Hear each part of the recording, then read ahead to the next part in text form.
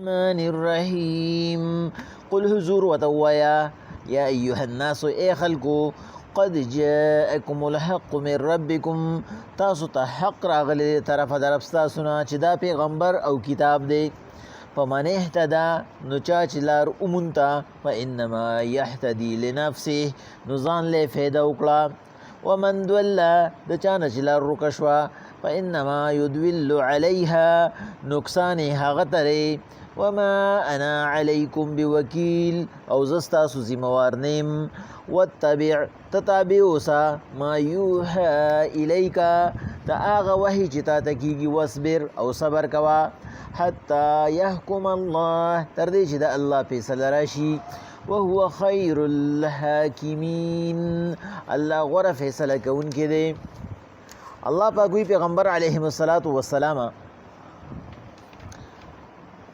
د انسانانو د پاره یو واضح قانون دی د الله پاک د طرف نه چې الله پاک وی پیغمبر علیه الصلاۃ والسلام وان يردك بخير فلا راد لفضله يصيب به من يشاء من عباده وهو الغفور الرحيم منګه پرونوي چې الله پاک وی کچري یو انسان ته ززر رسول غواړم زه ته نقصان رسول غواړم نو هیڅ څوک داسې نشته وان يمسسك الله بدر فلا كاشف له الا هو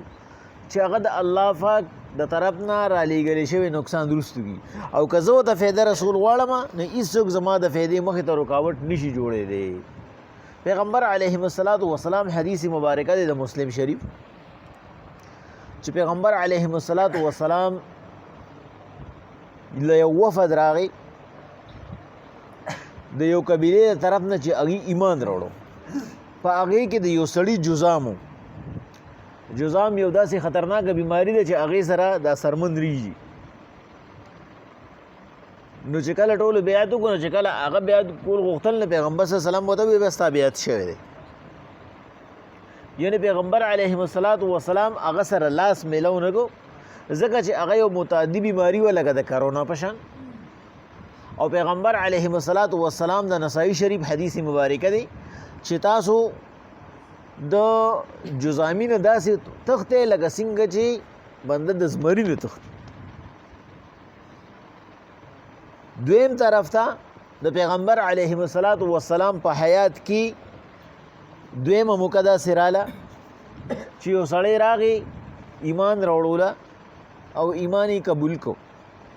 ایمان یې قبول کړو د صحابي په لاس پیغمبر صلی الله علیه وسلم له راغی لیدوله دا اغم چې کم دی نو جزام متعدی بیماری وه لګېده بلته پیغمبر علیه الصلاۃ والسلام ورسره لاس میلاو کو هغه ته نه لاس وروسته کو پیغمبر صلی الله علیه وسلم یې لاس راټینګ کو چې روټۍ ته کېناست نو پیغمبر صلی الله علیه وسلم ورسره یو ځای کېناست ورته یې ویل خوره که نه په الله توکل وکړه خوره نو په کار خدا و چې پیغمبر صلی الله علیه وسلم وایي چې زه په الله توکل کوم او تا سره خورم نه پیغمبر علیه الصلاۃ والسلام ورته وویل ته په الله توکل وکړه یعنې مقصد یې څه و ستا دا بیماري الله په ما نه لګي ستا بیماري ما ته نه لګي تم زړه لوی کا او د زړه نه یاره وباسه بس خوراک کوه او ورته دا ووایي چې الله پاک د طرف نه الله پاک واضحه خبره ده چې وان یردک بخیر فلا راد لفضله که الله چاته فایده رسول غواړي نو الله پاک هغه فایده څوک نشي منې کولی لہذا زمونږه چې کوم احناف دي اهل سنت والجماعت چې ورته وایي د هغې په دې خبره باندې دا ښکاره قول دی چې د انسان په زړه کې به دا وي چې بایي څه کوي نو الله کوي دا څیز لګي نه د پیغمبر علیه الصلاۃ والسلام د قول او د فعل د دواړو نه معلومه شوه چې یو بیماری بل ته لګي نه خو چې الله وغواړي نو لګي نو هغه کار هغه خلک چې د هغې اعتقاد مضبوطي نو که هغې د هغې نه احتیاط ونکړي نو ګنهګار پې نه دي لکه پیغمبر علیه الصلاۃ والسلام ورته ویل الله په ما نه لګي لیکن چې د چا اعتقاد لکه زمون غونته کمزوري نه که هغه نه خپل احتیاط کوي نه هغه ته اجازت دی په دې کې مسله دا راووته تطبیق یې دا وشو چې پیغمبر صلی الله علیه وسلم په اول کې منع وکړه په آخر کې اجازت وکړو. پیغمبر علیه الصلاۃ والسلام دغه نه مقصد داو چې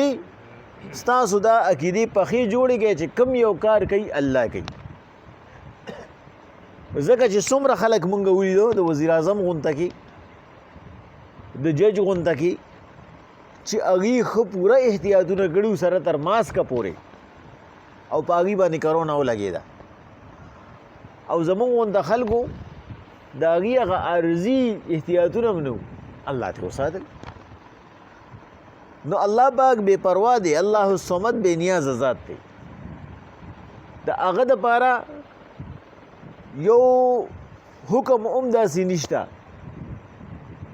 چې هغې وکړي او په هغې عمل درآمد ونه شي. ولې هر څه کوونکی هغه دی،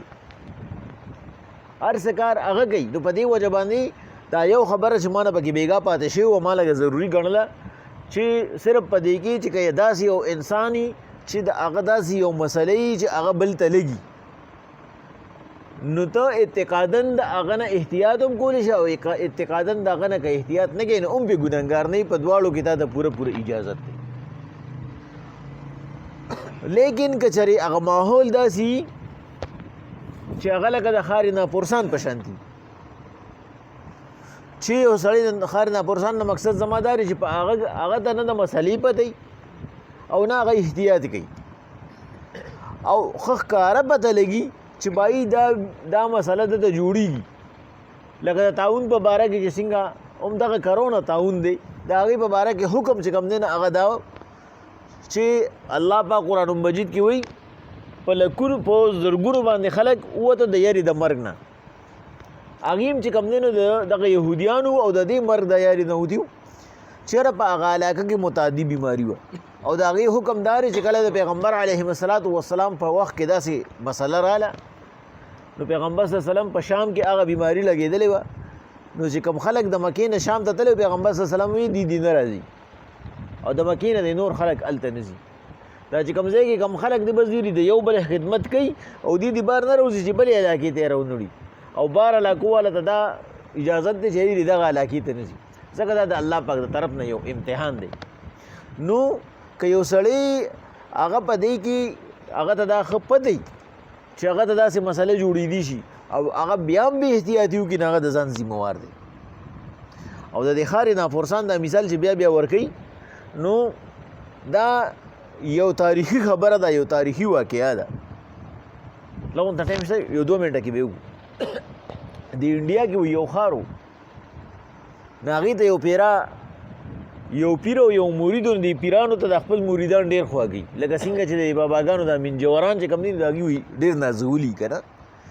نو اکثر دي ځان سره د خپل بالکي ګرځوي چې کوم ځای پې ښه لګي چې کوم ځای کې چې کوم دی نو اکثر د پیرانو د مولیانو نور څه کاري خو اکثر د خوراک پروګرام وي نو هغه ځان سره خصوصي کسان بوځي. نو یو پیر صاحب وایي ځان سره یو مرید بوتلی هغه علاقې ته لاړو وي د روټۍ ضرورت شي وږي شو وی مرید ډېر زیات کمزور و د صحت نه وی هغه ودی چې پیر صاحب زه خو قدم نشم اخیستی مال خو څه بندوبست پکار دی. نو هغې تپوس وکړو هلته کې د پیو چې پې سیر په څو دي نو هغې ورته وایي چې په 100 روپۍ سیر وي. وی د زعفرانو تپوس یې ترېنه وکړو چې زعفران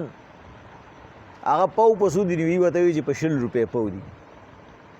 وی د غوښې تپوس یې وکړو یعنی مثلا د 2 سیزونو تپوس یې وکړو او ټول ورته هغې وي دا په 100 روپۍ دي. نو هغه پیر صاحب ورته وایي چې دا پی به راله من په څو راکوې نو هغه ورته وایي چې من هم په 100 روپۍ دي. نو وایي چې زعفران نو وایي چې زعفران من هم دا ټول سیزونه که ته لږه او که ډېره لې بس 100 روپۍ قیمت یې مقرر دی ستا خپله خوښه ده. نو هغه مرید ورته وایي چې یاره پیر صاحب که خوښه دي دلته به پاتې شو دلته به دیره شو لغونته کې زه ډېر زیات کمزور یم او ته خو چې کوم دی نو ته خو په روحانیاتو باندې پایې ستا دپاره خو لکه د فرشتو په شان د ذکر کافي دی ما ته خو د روټۍ ضرورت دی. هغه ورته چې داسې چلو که دا لاول نه تپوس کوو چې دا کم ځای دی نو تپوس یې وکړو نو یې ورته چې دا ښار ناپرسان دی دلته تپوس نشته دلته قانون نشته دلته اصول نشته دا د ځنګل قانون دی. نو هغه ورته چې داسې چلو که هسې نه چې موږ پکې ګیر شو داسې چلو که چې ځو د هر یو څیز داسې قیمت دی او بې قیمته دي نو چې د زمونږ قیمت پکې ختم نه شي هغه ته چې پیر صاحب څو ورځې به تېر کړو بیا به ځو که نه بس وی پاتې شو لږ ورځو کې چې کم دی نو وي مرید چې کم دی نو هغه داسې شي چې بد لاس پې د والو نه و بیا او چې بس هغه پښتنو خبره وایي سټ باندې میږي نه ټینګېدو پیر صاحب ورته وایي چې دا چلو که ځو دا ورځ په خیر تېرې کړې چې ته څه چلو نه شي وي هغه ورته وایي چې یاره خو همداره چې دی دومره ښکلې ښار چې دې کې هر څه دومره ارزان دي د دې دا بادشاه لږ ووینو د بادشاه دربار ته ورشو نو بس چونکې خو ډېر نازولی و هغه ته بس هغه ته چې زه چې ورشو وی چې لاړو نو هلته مقدمه شروع و یو سړي دعوا کړې وه چې بای ما نه دې پلان کې ګوټ کوو خو چې سورې مې وکړو دیوال کې دیوال په موږ را پرېوتو نو زه ترې بند شوم زما ملګری پکې ګیر شو نو هغه ورته وایي چې جی ګوټ خو دې کوو دې غلا کوله ملزمان خو دې دي وی هغه ورته وایي چې جی زه که د دیوال کچه نه جوړوم زما ملګری به پکې نه ګیرېدو بیا بادشاه ورته وایي چې دې خو ټیک وي تا ولې دومره کچه دیوال وخو چې به در را پرېوت وی هغه ورته وایي چې یاره جي دا خو زما کار نه دی دا خو د ګلکار کار دی ګلکار جي دومره کچه ویله وی هغه وایي چې دا را خبره به صحیح ده ګلکار راوغواړئ وی ګلکار یې راوغواړه وی هغه ته وایي چې تا ولې دومره کچه دیوال وی هغه ورته وایي چې دا زما ګناه نه ده دا خو د مزدور ګناه ده پکې مساله کې اوبه ډېرې اچولي وی هغه ورته وایي چې دا خبره خو ده صحیح ده که هغه روانې نه کوو دله یې سمه مساله جوړه کړې وه دیوال به ښه پوخ مزدور راوغواړئ مزدور یې راوغوښته وی هغه ته وایي چې ولې دا مساله دومره نرمه جوړه کړې ده هغه ورته وایي چې جي دا زما ګناه نه ده ما خو اوبه راوړې وې ما په اندازه اچولې خو دغه ځای کې یو اتي واله سړی و او د هغه نه هغه اتي راخلاص شو ما د اتي نه ځان بچ کړو زما نه پکې مشک واورېد وی هغه ورته وایي چې د ګناه خو نه ده او د اتي والې ګناه ده وی اتي واله راوغواړئ اتي واله یې راوغوښت وی اتي واله ورته وایي چې جي اتي خو زما د کنټرول شیز نه و یو زنانه را روانه وه په خپو باندې پنځي وو هغې شړنګ شړنګ وکړه بس اتي وترېدو زما نه وتښتېد وی هغه وایي چې زنانه ګنهګاره ده هغه راوغواړئ ولې پنځې په خپو کول بیا بادشاه ورته وایي راوغوښته وی ته وایي چې دا ولې وی هغې ورته وایي چې ما خو صرف پنځې به اخېستې دي دا ګونګروګان خو پکې زرګر کاکا لګولي دا خو زما ګناه خو نه ده یو ورته چې زرګر راوغواړئ دا ګناه د ټوله د زرګر ده که ده دا چل نه کو دا دومره رواني به نه کېدو نه به چې کم دی نو په سړي دیوال را پرېوته نه به مساله نرمه جوړېده نه به پکې اوبه تویېدې نه به اتي ترېده او نه به دا پانځیب د دې په خپو دا ټول د ده کار دی وی هغه راغی نو هغه ته وایي چې ته څه وایې نو هغه ورته وایي چې زه به څه ووایم بس چې څه وي نو خو دې ووایي بس یو بادشاه ورته وایي چې دا پایي ورته ور واچوئ پنسي کې نو چې پایي ورته واچوله نو د هغه سټ ډېر نری و نو هغه پایي هغه ته نه اچې کېده وی ورته وایي چې یاره ته خو سټ دومره نری دی پایي پې نه ورځي وی ورته وایي چې بل چا باندې برابر کېږه وګورئ پکې به بل چا باندې بس یې مرید په ډوبونه شو ورته وایي چې پیر صاحب اوس به څه چل کوو هغه ورته چې ما خو تا ته وایي چې دا ښار ناپرسان دی چې ته موږ پکې برابر نه کي خو زه خیر دی واده را سره وکړه چې وځو به زه به دې بچ کوم دې مولیانو پیرانو له چل ورځي که نه اکثر وایي چې زه به دې بچ کوم بس وی چې هغه ته هغه پایې اچوله وی پیر صاحب ورته وایي چې نه ماته یې واچوه یا ورته وایي چې نه ماته به یې اچوې یا ورته پیر صاحب دواړه پې په جګړه شو وی پیر صاحب ورته وایي چې پایي به زما سټ ته اچوې او هغه ورته وایي چې نه زما سټ ته به یې اچوې یا بادشاه وایي چې دواړه ما له راوله دا څه چل دی څه مسله ده هغه چې هغه له یې بوتلو وی ورته وایي چې دا ولې یا پیر صاحب ورته وایي چې ما بېګا خوب لیدلی دی جي او دقه شان دربار لګېدلی او په هغې کې اعلان وشي که دا پایي د چا په سټ پوره شو هغه ډایرکټ جنتي دی وی بادشاه ورته وایي چې زما سټ ته یې واچوئ د دې زه مستحق یم بس یې بادشاه له سټ ته واچوله بادشاه یې محبت یې کړ وی هغه ورته وایي چې زه چې تختو کني بس کار خرابي ښار یې ناپرسان چې په هغې کې د څه تپوس نه وي د څه قانون نه وي نو دې به داسې هم نه کوي چې دې ته ښار یې ناپرسان جوړ کړي چې یو سیز د ده لپاره موزیر یې دی یې خوري اوس زهر یې دی وایي زه په الله باندې توکل دی او پکې وي نو د هغې خو چې کوم دی نو